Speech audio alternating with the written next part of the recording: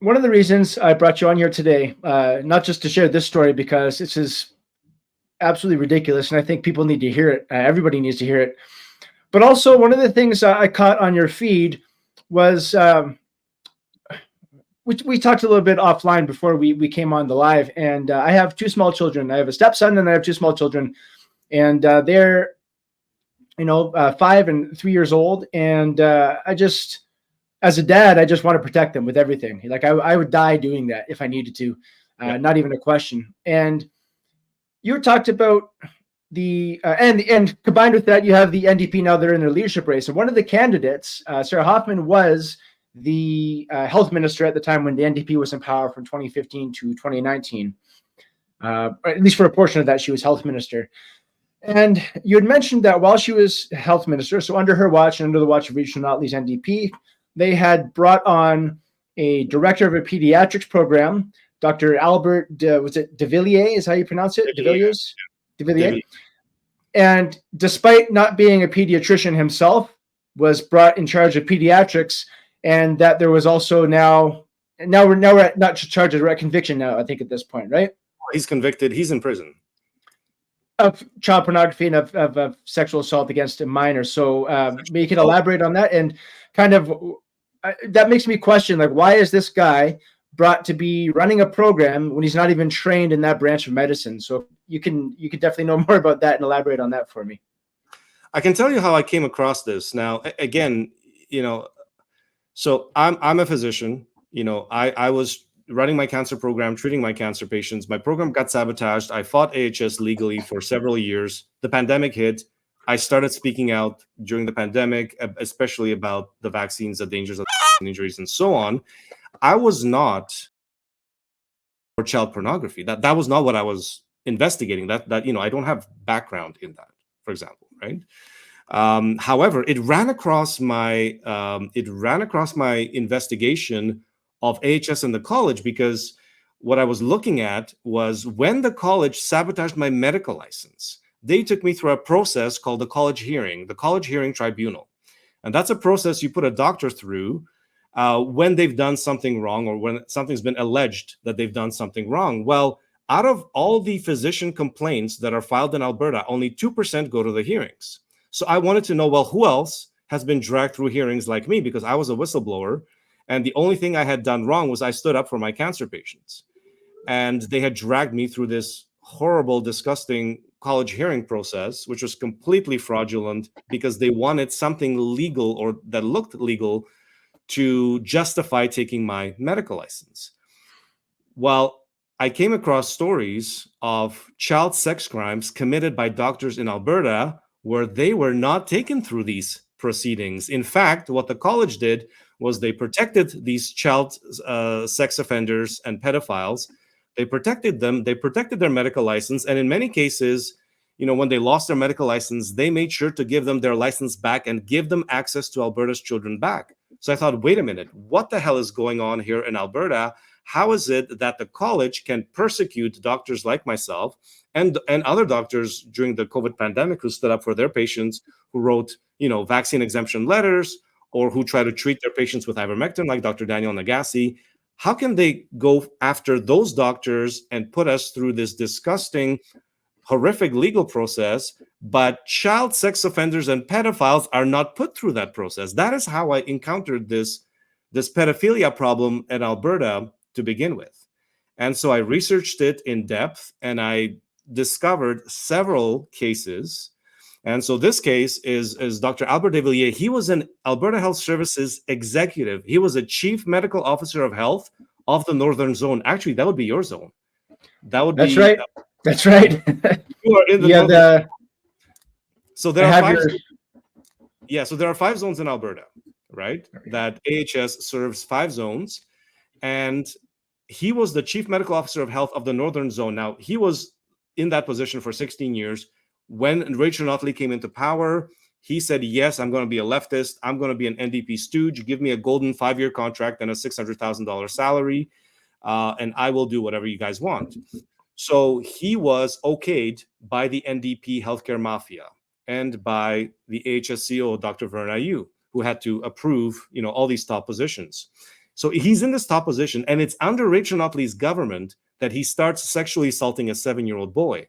There's this family that he befriends, and they start sending their son to his house for sleepovers. And it turns out he's sexually assaulting this 7-year-old boy for several years, and he's sexually assaulting other children as well. Now, he's doing this while he's an AHS executive, but also Sarah Hoffman, who's running for leadership of NDP right now and was the health minister at the time, 2017, 2018, she had appointed him as a pediatrics lead in the Alberta Ministry of Health under her office, or in her office, I should say. And he has no pediatrics training. He's a community physician. He's not a pediatrician, but they put him as the leader of pediatrics in Alberta. I don't know why they did that. I don't know if it gave him access to more children. I can't tell you. I can only speculate. But what I can tell you is that this is a gigantic scandal. Sarah Hoffman made him her pediatrics lead.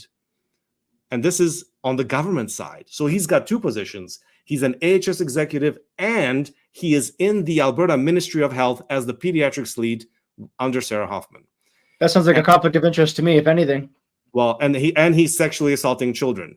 Now, interestingly, is he didn't get caught in Alberta. He fled to BC, to Kelowna, British Columbia, in the summer of 2020. And what the BC NDP did was they put him immediately in charge as the public health chief of BC Interior Health. Then the pandemic hits. And so now he's the public health chief under Bonnie Henry of BC Interior Health, which is one of the health authorities in British Columbia.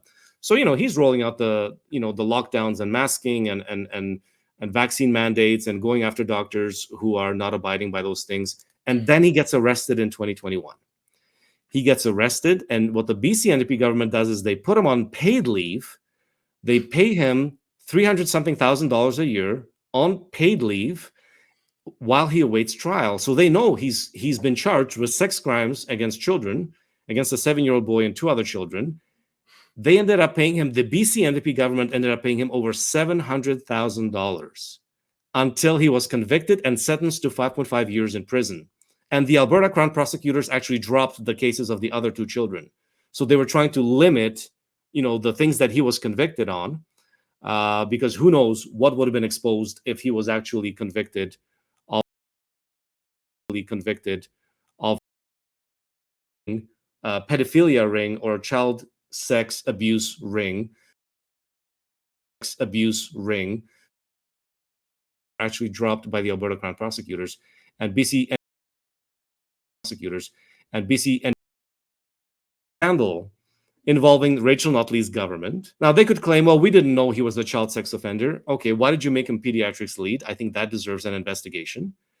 And then the BC NDP government should definitely go down in flames for paying a child sex offender $700,000 after he was charged while he's awaiting trial. And they put him on paid leave while they persecuted doctors. They put those doctors on unpaid leave who were trying to treat their patients with ivermectin or hydroxychloroquine or writing vaccine exemption letters. Those doctors were not put on paid leave. They were put on unpaid leave and fired. But if you're sexually assaulting a 7-year-old boy, the BC government gives you $700,000 into your bank account until you're convicted. And the craziest part of this story is that when he was in court, he brought 28 reference letters with him from top executives at Alberta Health Services, at the college, in healthcare in Alberta and British Columbia. 28 people signed letters of reference, begging the judge to keep him out of jail, saying he's a good man and that they would trust their children with him. That's our healthcare leadership in Alberta and British Columbia. They were trying to keep this guy out of jail. Do you know if he has kids himself? I don't know, but from the stories that I read, there was never any discussion of him having children. But it was that these children were being brought to his house for sleepovers, that they called him uncle and all kinds of things. And it was some kind of a grooming operation. And I mean, what kind of parent sends their 7-year-old to sleep over with a 60-year-old man? Yeah. Sleepovers, right? Especially if he doesn't have a family. Like, there's something weird, in that story. Of course, there's a publication ban put down by a corrupt Alberta judge. So, we may never get the full story, but this is just one story. And as I dug deeper, I found several stories like this. The other story that is really horrific that I just want to bring up. And this was Rachel Notley resigned 10 days after I published this story. And it went viral internationally. It was read by millions of people. And this was the story of Dr. Fred Janke, Janke. He was the president of the Alberta College of Family Physicians under Rachel Notley's government. Now, you could argue that, well, maybe they didn't know or they weren't involved, but I can tell you, to get a position like this, you have to have the blessing of the premier, of the health minister, and of the top healthcare bureaucrats like Dr. Verna Yu, the AHS CEO, and of course the college registrar, Dr. Scott McLeod, and these people who are at the elite level, they have to approve that for you. And he was trying to traffic, again, starting in 2017. He goes on a website and a particular chat room, and he's trying to traffic a 5-year-old girl from Victoria, British Columbia, to have sex with and to make child pornography with. And he spends 9 months trying to get this girl trafficked, but he's talking actually to an undercover Victoria police officer who's recording everything that he's saying that he's going to do to this child. Now, this is the president of the Alberta College of Family Physicians, a big shot, right at the elite level of Alberta's healthcare system. He gets arrested in 2018, and the first thing the University of Alberta does, where he's a professor, a respected professor, an award-winning family physician professor, the University of Alberta says, we're not going to cooperate with the police. He's our employee. He's going to stay our employee, and we're not going to give his employment information to the police. Can you imagine? This is the University of Alberta saying, fuck the police. We're not going to cooperate because he's our boy. He's our guy. He's our, award-winning employee. Eventually, they relent and, they cooperate with the police. And the College of Physicians and Surgeons of Alberta comes out and says, well, everyone's got something going on in their spare time. And every indication is he was a great doctor. He was an amazing doctor. So you know what? He had some stuff going on in his spare time. He had some, hobbies that he was into. This is the spokesman for the College of Physicians and Surgeons telling the media that this is a good guy, actually. And then, at the end of the interview, he's like, oh, well, I mean, we're all horrified, but, he's a great guy and all that, right? I'll just take a second here to read this from Red Deer Advocate up on screen about Dr. Janke here. Charges have been stayed against Sylvan Lake Doctor. This is, by the way, Red Deer Advocate. This article is November 17th in 2020. By the way, this is Black Press Media. Black Press Media has been known to have kind of a leftist slant to it. Charges have been stayed against a Sylvan Lake doctor who had been accused of trying to arrange sex with a 5-year-old girl. On November 12th, Crown prosecutors stayed charges against Dr. Fred Janke, 64 years old, for fuck's sakes, of making arrangements to commit sexual offenses against a child, making child pornography, and distribution of child pornography. Prosecutors can reactivate charges within a year, but that rarely happens. A week-long trial had been scheduled to begin on Monday for the physician who had practiced in Sylvan Lake for 30 years. Janke was arrested in Edmonton in June 2018 following an investigation, like you mentioned, by Alberta Law Enforcement Response Team. He's accused of engaging in sexually explicit conversations with a person he met online starting in October 2017, just like you said, up until shortly before his arrest, authorities alleged at the time. These conversations progressed exactly like you just said, right? The grooming, and allegedly led to Janke attempting to arrange for sex with the person's 5-year-old daughter. However, the daughter didn't exist, and Janke was speaking with Victoria Police Department undercover officer. Victoria Police have been conducting an online investigation involving a website known to host chat rooms geared towards child sex. Once Victoria Police determined the suspect was based in Alberta, the information was relayed to authorities in the province, being the province of Alberta. So I can expand on that. His trial was about to start in Edmonton. And a few days before the trial started, the Alberta Crown prosecutor dropped the case, entire case, just dropped it, said, you're free to go. And I suspect this was a cover-up of a large child sex trafficking ring because he was going to a specific website, specific chat rooms that were known for trafficking children. I mean, this guy knew where to go to traffic a 5-year-old girl. And he spends 9 months trying to traffic this girl, have her brought over to Alberta. And he's about to stand trial, and the Alberta Crown prosecutors dropped the entire case. They didn't drop the case for Pastor Arthur Pawlowski for giving a sermon at Coots.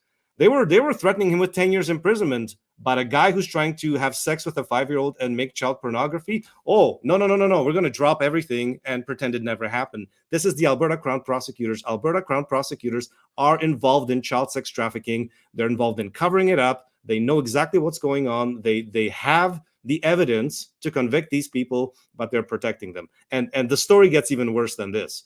So they drop the charges. Guess what he does next? He demands his license back from the College of Physicians and Surgeons of Alberta. And in 2021, the College of Physicians and Surgeons, which is now persecuting doctors for pandemic crimes, for treating COVID patients, for writing vaccine exemptions letters, and so on, they give him his license back. They fully reinstate his license so he can have access to more of Alberta's children.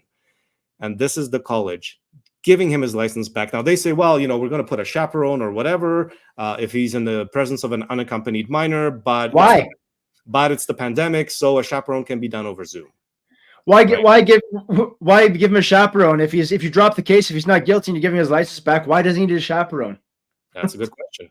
And you know what? And by the way, when you go on his when I did the digging on these cases, I went to the college website, because the college has a website on every physician, and it tells you if there's disciplinary proceedings. Of course, for me, they've got that fake disciplinary proceeding, which is now kind of it's in an appeal process, which I'm not pursuing because I gave up my medical license.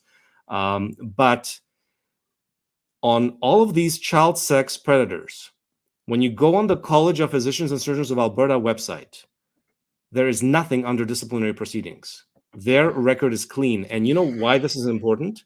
Because if they want to go anywhere else in Canada and apply for a license elsewhere, their record is clean.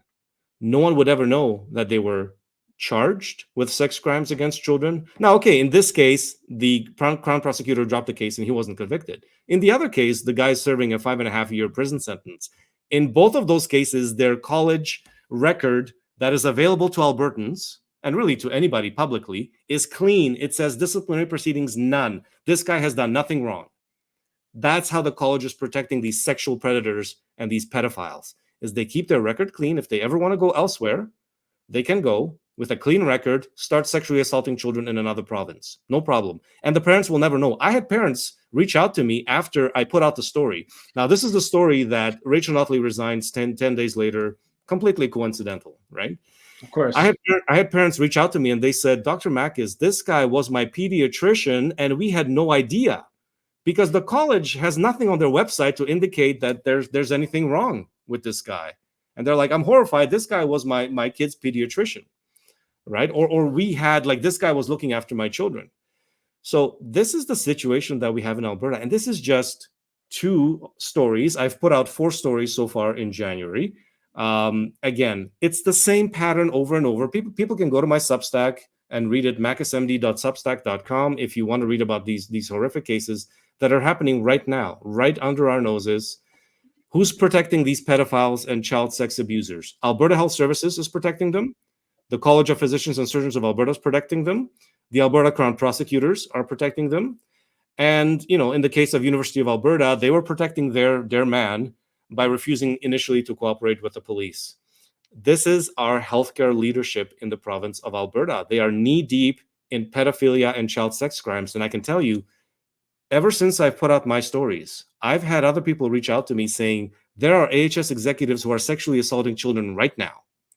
They are in the departments of IT, AHS IT. They're in the department of AHS communications. They are directors. They are at a high level. They're executives. They're sexually assaulting children. AHS is working very hard right now to cover it up. And apparently, and this is just an allegation, it's been alleged that AHS servers are being used to transfer gigantic amounts of child pornography. So much that it would fill up maybe up to half of the US Library of Congress. And AHS servers, now these are servers in the hospitals, they're being used to transfer child pornography by these people. This story will be coming out, or these stories will be coming out in the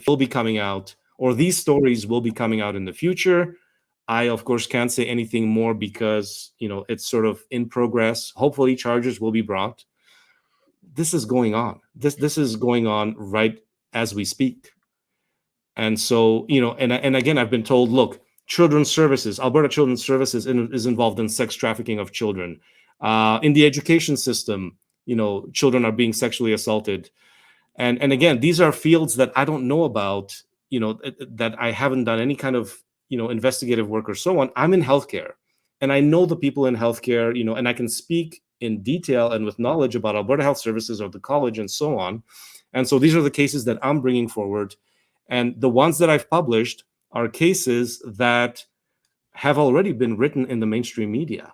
You can go and you can find CBC articles, CTV articles, or like the article that you pulled up, like more local reporters that have reported, but it doesn't get any press beyond that. It'll get printed and it's forgotten about. It's buried and no one talks about it. The stories that I've put out, no one knew about these cases. Or maybe they'd heard a long time ago, but it doesn't get talked about. Why? Because the UCP government is doing nothing about it. They're doing nothing to protect children. They're doing nothing to clean up corruption and these predators at either Alberta Health Services or the college. They're doing nothing about it. You're leaving me speechless here, to be honest. I can understand, like we just went over that they have COVID vaccines on their schedules for like 6 months and up, and that still boggles my mind.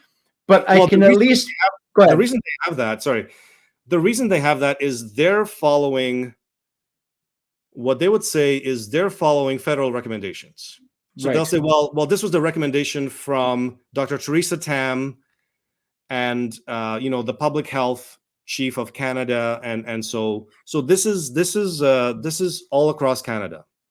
There's not a single province or territory in Canada that has its own approach to COVID vaccines or their own recommendation. Everything is coming federally. But this comes back to my point, is that the bureaucracy is, first of all, it's a leftist bureaucracy, the healthcare bureaucracy in Alberta, but in all other provinces. These are leftist bureaucracies. These people are, and they are there to serve either a leftist provincial government, and in Alberta, we have a conservative government, so they are there to serve a federal, Justin Trudeau's federal government. Mhm. That's where the recommendations are coming from. And where's the Trudeau government getting the recommendations from? Well, the WHO or these globalist institutions, right? So everything is going to come, whatever comes from the globalist institutions like UN, WEF, and so on. And let's say we have the WHO pandemic treaty, and that's ratified, and they say, well, now we're going to control the pandemic response. Well, it's going to go through the federal government. It's going to filter down to the provincial governments. And in Alberta, AHS is going to be carrying out the will and recommendations of the WHO. That's how it is.